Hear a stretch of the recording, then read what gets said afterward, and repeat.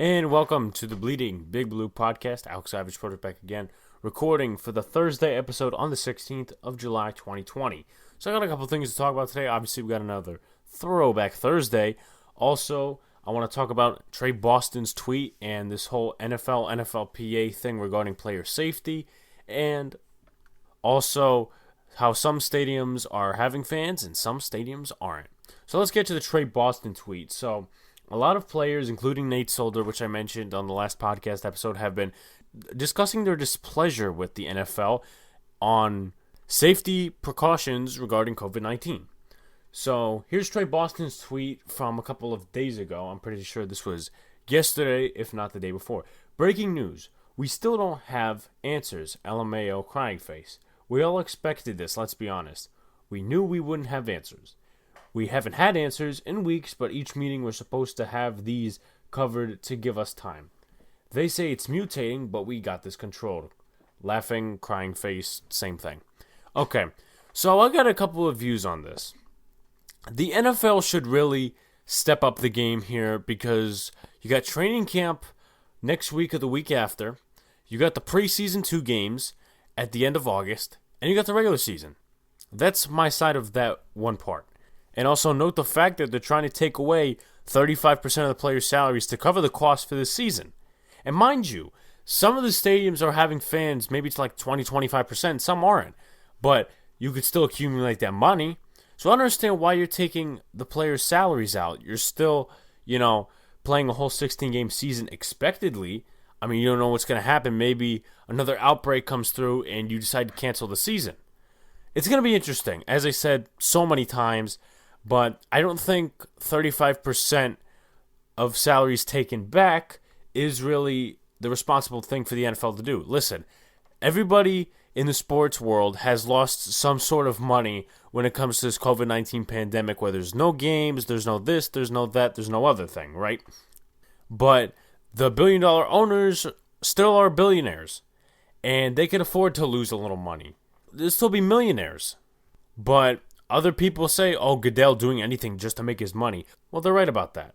And I don't blame them for saying that, because Goodell has been a little greedy on occasion with some of these things and issues regarding the money and not regarding the money and the safety precautions. Again, training camp's in a couple of weeks. You got the preseason, you got the regular season.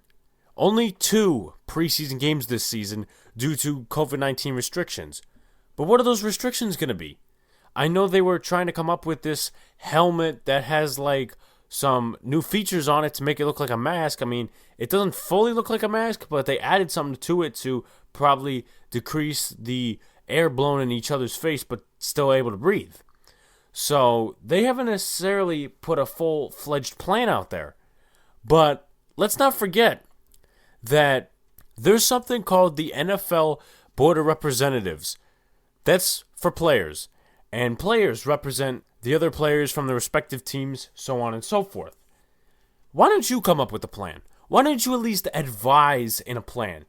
Now, I don't think Trey Boston is a part of the NFLPA Board of Representatives for the players. I know Solder is. I know J.C. Treader of the Browns is the Browns starting center. Why don't you help advise a plan?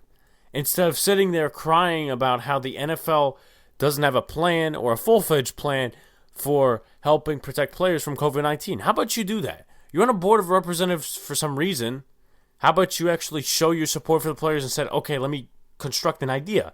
So if you think about it, it's really similar, but not that similar to the MLB in that fashion, because they were arguing over money, and once they get the restrictions out for the NFL, if they still plan to take away 35% of the salary, you bet there's going to be a fight, and people are going to be opting out, and people are going to be like, oh, well, you shouldn't be taking our salary. Which is right, because, again, you're having 16 games, and even though there are no fans, you're still getting the revenue. Probably through merchandise as well. So, I think the NFL could afford to lose a little bit of money. I'm not saying it's good, I'm not saying they should, but at this point in the game, stop ripping off the players. Really. I mean, come on now. It is absolutely nobody's fault, and not your own, that this COVID-19 thing happened. But you know what? Don't rip off the players' salaries just because your billion-dollar owners don't want to take a hit in their revenue and their salary, or whatever you want to call it, their pay, their earning for the year. It's kind of stupid, in my opinion. One thing also is going to be interesting this year. So, the Patriots have announced that 20% of their capacity in Gillette Stadium will be allowed this year. That's approximately 13,175 people. The Packers and the Philadelphia Eagles, they're not having fans this year. That kind of, in my opinion, is a good decision. I know Philly is still bad with coronavirus, apparently, according to my sources. But also, Green Bay gets very cold, obviously. It's near Canada. And if a COVID outbreak hits in the winter or possibly in the late fall, you're kind of screwed. Because COVID comes out really, apparently, more in the wintertime and when it's colder.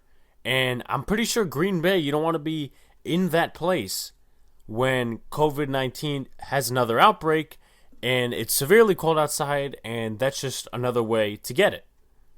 I know the Ravens and the Chiefs, they're also doing limited capacity. I think theirs is like 20%, if I'm not mistaken. But it's going to be interesting because some stadiums will and won't have fans. Obviously, I said some of the ones that will and will not. I know Phil Murphy, the governor for New Jersey, is still trying to push for some fans at MetLife Stadium. So that's a glimpse of hope for Giant and Jet fans. But we'll see how New Jersey reacts. I know that Governor Cuomo of New York could be leaning towards not allowing any fans at Bills games.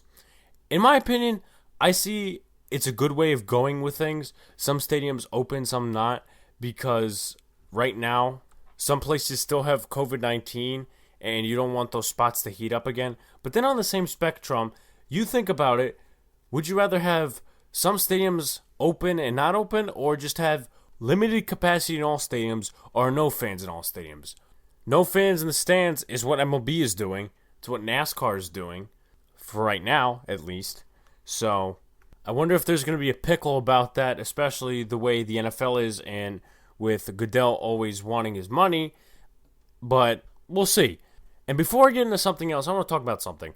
So, the other day, Justin Pettick said on Twitter, basically saying how everybody at the beginning was saying DeAndre Baker's a criminal, he's a criminal, he should go to jail for what he did. And then reports came out later that saying that the witnesses now said that he was not involved. And then you had those people, specifically in this situation, talking about, oh, they paid off the witnesses. And Justin Pettick was trying to say, oh, you're proud of your conspiracy theory there? You're proud that you actually predicted that and have that much hate towards a player that you predicted what was going to happen in a horrible way for the Giants and DeAndre Baker? You had so much time on your hands to predict that? I may not have it 100% in explaining it, but he's right. People pledging themselves and people always praising themselves, oh, I got this correct. Yeah, but you're wishing for something that in your mind you wouldn't even want to wish for. Because when the whole Baker thing came out and the witnesses started saying, oh, well, he wasn't involved, you had people saying that, oh, well, he paid off the witnesses. They were right about that, but they didn't want to be right in their own mind and heart. Because they're Giants fans, unless you're a Cowboys fan or an Eagles fan or a Redskins fan, as of right now, you wanted that to happen, and that's that. But the point I'm trying to get across here is those Giants fans are saying, oh, he paid off the witnesses, and then they got right about that, but then lost a little bit in their heart and in their mind because they predicted that, and they're praising themselves because they're so right on it. If I'm not explaining something here, at least, you're getting the point, because that's just how people can be so negative these days. Especially in that sort of situation. I know DeAndre Baker didn't have a good season, didn't have a good rookie season, but at least don't hate the player just because of the way he played on the field. Don't have so much hate for the player because of that. And again, why are you predicting something that you know you're going to hate and despise in the end, but you do it anyway just for the follows and the clout? It doesn't make any sense, honestly. And you're just making yourself more miserable by doing that. Anyway, let's get to the next topic before the Throwback Thursday topic. Now, obviously Saquon Barkley's rating was changed in Madden back to a 91, what he was last year, because EA finally succumbed to the Saquon Barkley fan club, and which I was a part of because I didn't believe that Aaron Jones was better than Saquon Barkley.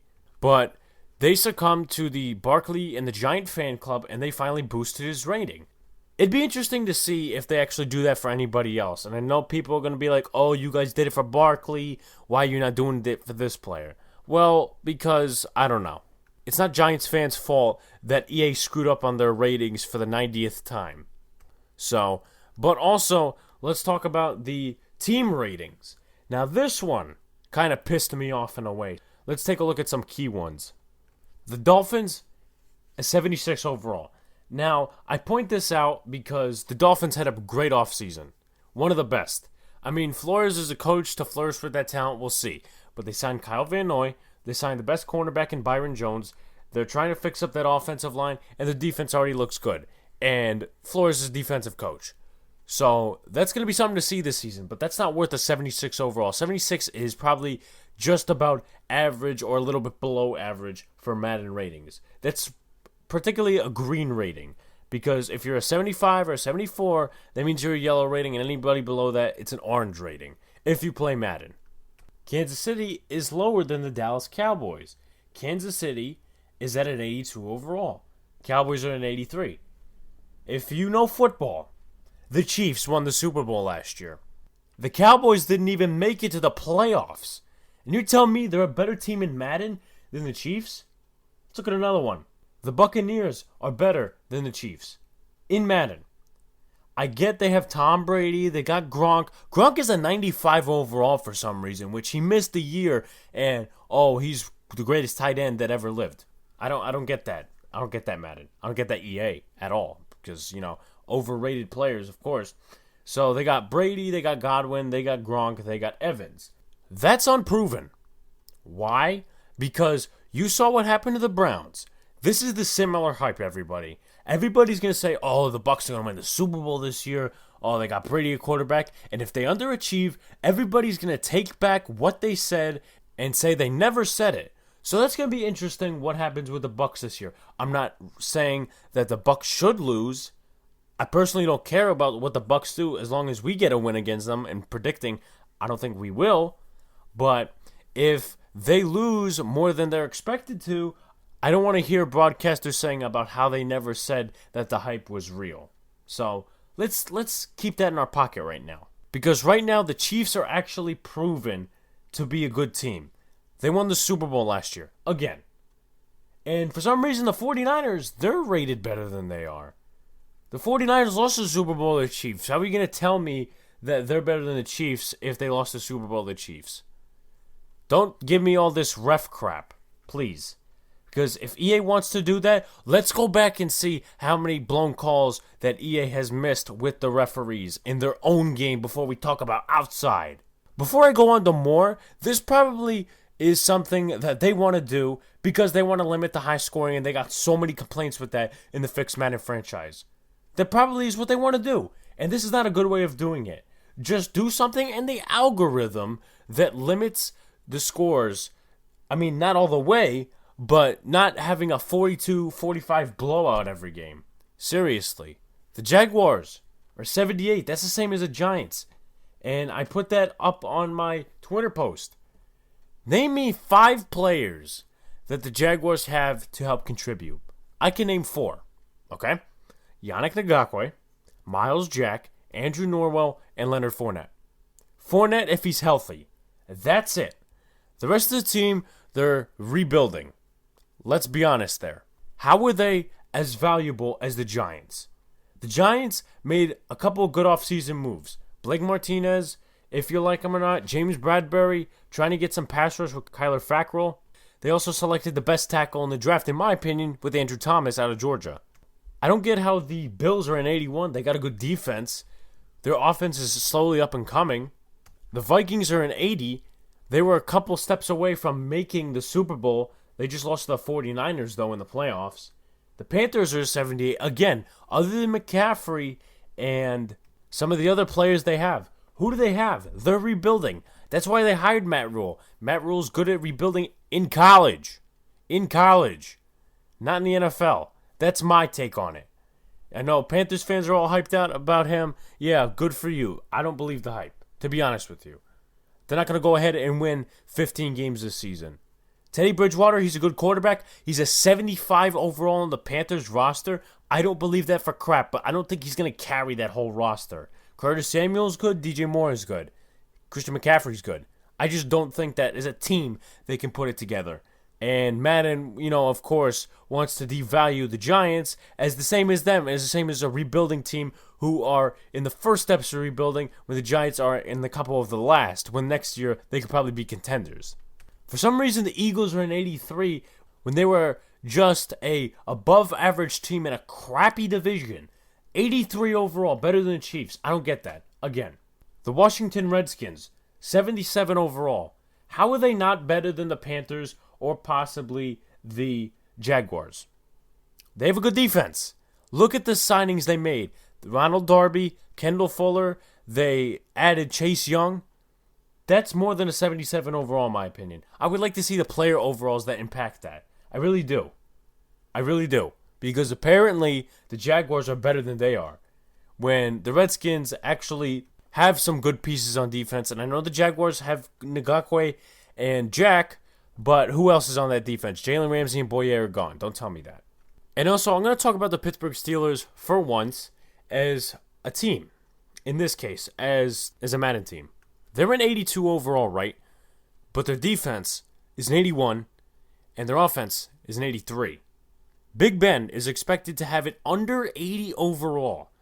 Now, you got James Conner. I think he was only below an 82, which doesn't make much sense because, if anything, he carried some of the offense last year when Big Ben was hurt, so they had to rely on the running game. And then, take a look at the defense. I know people are complaining about TJ Watt only being an 86, which, in my opinion, maybe 88, 89, possibly 90, because he put up some of the biggest sacks last year for the Steelers. So, that part I don't get in that case because TJ Watt is a game changer for them. And then he's that overall, but they totally relied on the Pittsburgh Steelers defense last year. Big Ben is getting an under 80 overall, but you're going to give the offense a bigger overall. That doesn't make any sense to me. If I'm missing something, please explain. But right now, I just don't really see how that makes much of sense. Maybe they're relying on PFF. I know a lot of people are claiming that. I'm going to sit back and watch. I'm not going to make stabs at them right away. But I said to somebody on Twitter, I said, I'm not surprised if they would do that. I really wouldn't be surprised. Also, Bradley Chubb's only an 81. I mean, he got double-digit sacks the year before. And then last year, he was out with a season-ending injury. I mean, you can't fault him because of the injury. Why lower his overall all the way to that? I mean, I don't know what his overall was last year, but this year it's obviously worse. I mean, come on now. Seriously. Like, you're going to tell me that, oh, he got a season-ending injury, so we're going to lower his overall. It's all based on narrative stuff. Like, obviously, you just heard the rant from me about the Bucs, right? That's narrative fitting. And, of course, people are going to support that. I know Bucs fans will, but you only got so many teams that are above an 85. I think we only got one or two. The only one I could see is the Saints. They're an 85. They didn't even go to the Super Bowl last year. They lost to the Vikings. So, I don't know. I just see a stained narrative just spreading all over the place. Again, as I mentioned before, I'm going to end this subject like this. If this is what Madden is doing to prevent the high scoring, they're not doing a good job. So, and someone explained to me something about gameplay and algorithm. Yeah, you could try that and just have it make sense to me. But I'm not going to sit here and play guinea pig and reindeer and then have this and then still have high scoring. So I don't know what problem they were trying to resolve by doing this, but again, EA proceeds to block people that point out their faulty narrative and faulty gameplay. Seriously. I know that they're the only NFL game out there, but it seems that the owners and the players coincide with them because they keep getting money and stuff like that. So here's my Throwback Thursday topic for this week. It happens every 2 weeks. This week's edition, Chicago Bears versus New York Giants, Week 13, 2018. Not too long ago, and very memorable. In an abysmal season, the first season under Pat Shurmur, the Giants, up to Week 13, had 3 wins coming up to that point. against the Texans, 49ers, and the Tampa Bay Buccaneers. The Giants were coming off a Week 12 loss to the Philadelphia Eagles, in which they had blown a 19-3 lead. Chase Daniel was starting his second game that season in place for the injured Mitchell Trubisky. The second play of the game was a pick six by Giants linebacker Al Ogletree. With the extra point, the Giants took a 7-0 lead early in the game. After an interception by Chicago's Kyle Fuller, the Giants forced another turnover of their own when Ogletree picked off Chase Daniel once again, his third pick in 3 games and his 4th interception on the season. This was a relief for him since other than his interceptions, he was having another down year. After a couple of ensuing drives, the Bears reached the goal line and on a 4th and goal handed the ball off to Akeem Hicks on a refrigerator-type play for the second Bears touchdown of the game. Towards the end of the half, when the Giants gave up 2 straight sacks to the Chicago pass rush, on a 3rd and 22, the Giants handed the ball off to running back Saquon Barkley in hopes of running out the clock in that half. He busted out for a 20-yard run and then going out of bounds, leaving 6 seconds on the clock. On a 4th and 2, Eli Manning threw a short pass to Rhett Ellison, in which Rhett Ellison was forced out of bounds, leaving 1 second left on the game clock for the half. Aldrick Rosas, who missed 1 field goal all year, came on to kick a career-long 57-yard field goal to end the half, setting the score 14-10 Chicago lead. A couple of minutes into the first drive for the Giants, coming out of the half, the Giants decided to pull some trickery. For the second time this season, the Giants tossed the football to star wide receiver Odell Beckham Jr. to make a passing attempt downfield, and he did, to a wide-open Russell Shepard, and the Giants took a 17-14 lead. After the Giants scored another touchdown later, Chicago embarked on a comeback trail. After the 2-minute warning, Rosas made another field goal, making it 27-17. The Bears hiked down the field to have Cody Parkey make a 21-yard field goal, cutting the score to 27-20. Down by touchdown, the Bears recovered the attempted onside kick after the field goal. With a pass interference on B.W. Webb in the end zone with 3 seconds ago, the Bears were able to score a touchdown on a Philly special type play to tie the game and send it to overtime. With the Giants winning the toss and receiving the ball first, they ran down the field and Aldrick Rosas kicked yet another field goal to take the lead 30-27. On the Bears' ensuing drive, Chase Daniel fumbled the football, but Chicago did recover.